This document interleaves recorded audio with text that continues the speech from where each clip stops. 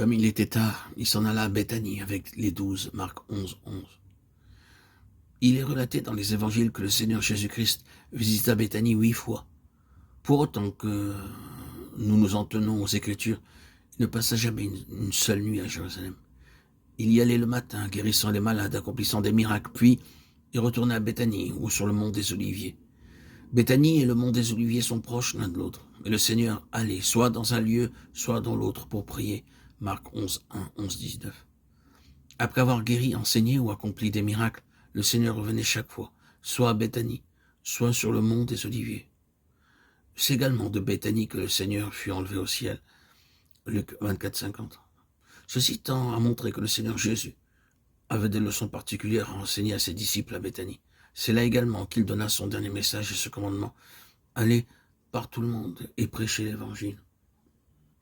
Ésaïe dit, prenez une masse de figues. On la prit, on l'appliqua sur l'ulcère et Ézéchias guérit. De Roi 27. Le mot Béthanie signifie maison des figues. Dans la Bible, les figues parlent de santé, de Roi 27. Elles font partie du régime normal chez les Juifs. Dans 1 Samuel 25, 18, nous lisons comment Abigail offrit les meilleures choses à David, espérant ainsi apaiser sa colère. Et parmi elles, il y avait 200 gâteaux de figues. Dans une autre occasion, dans 1 Chronique 12, 38 à 40, des hommes de guerre vinrent pour établir David comme roi. Ce fut une grande joie pour tout le royaume. Il y eut un festin, et la meilleure nourriture et les meilleures boissons furent mises à disposition.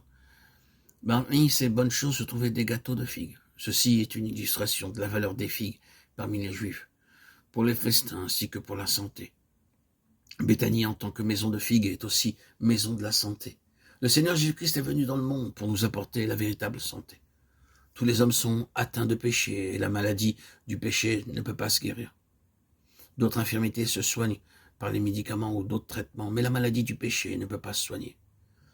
Ainsi, le Seigneur Jésus-Christ est venu dans le monde pour guérir les hommes et les femmes de la maladie du péché. Invoque-moi et je te répondrai. Je t'annoncerai de grandes choses, des choses cachées que tu ne connais pas. Jérémie 33, 3. Dans Jérémie 33, 6 à 8, nous lisons que le peuple d'Israël fut emmené captif à Babylone pendant 70 ans à cause de leur rébellion et de leur péché. À cause de son amour pour eux, Dieu promit de les libérer après ces 70 années. Il dit, je pardonnerai vos péchés, vos transgressions et vos iniquités. Il dit encore, je vous donnerai la santé et la guérison. Le Seigneur Jésus-Christ est venu dans le monde pour pardonner nos péchés, nos transgressions et nos iniquités et nous donner la santé spirituelle. C'est la cause de notre malheur et de nos misères, ce sont nos péchés. Lorsqu'ils sont pardonnés, nous sommes heureux, pleins de joie et spirituellement prospères. Alors, nous avons la liberté d'invoquer le Seigneur Jésus-Christ pour tout besoin. Béthanie parle de santé et de guérison spirituelle. Le Seigneur Jésus-Christ cherchait à démontrer par Béthanie comment l'homme peut recevoir la santé spirituelle et la paix véritable. Il alla à Béthanie un certain nombre de fois et à chaque visite, il révéla toujours plus de ce secret.